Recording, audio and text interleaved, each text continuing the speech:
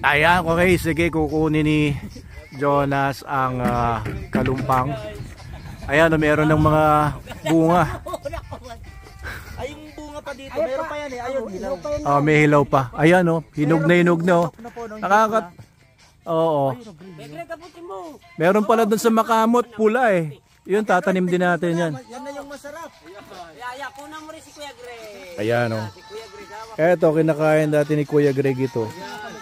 Nalalasing daw siya. Meron tong alcoholic Pero itatanim natin ito para dumami mga kalumpang natin. Pati yung kalumpang dun sa babang parang. Kita mo, parang mga ngipin, parang nakangiti, Parang si Kuya Greg. Teka nga, tabi natin kay Kuya Greg. Ngiti ka rin. Ba't kahawig mo to? Ayos pala.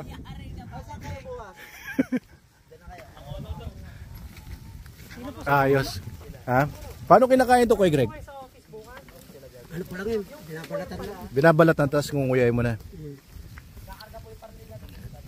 Ayos, sige. Pero tatanim natin. Madaling patubuin to. Talagay lang sa lupa. Laging may tubig. Sige. Paramihin natin to. So, yan na sila. Parang kumukuha ng garapata sa loob ng tenga ng aso.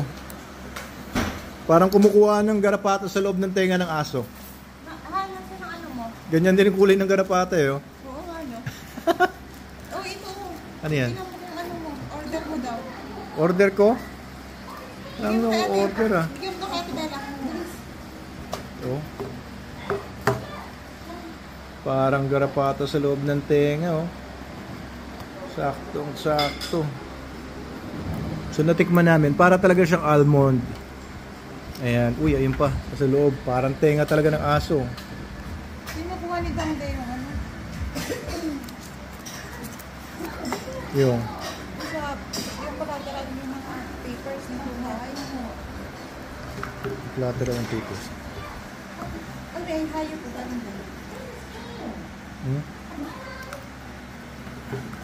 Hirap kunin Yun.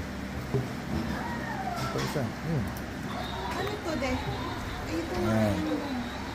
So ito pala, may dumating pang isang set ng mga kalumpang, galing naman to sa makamot. Ayun kaso na halo-halo.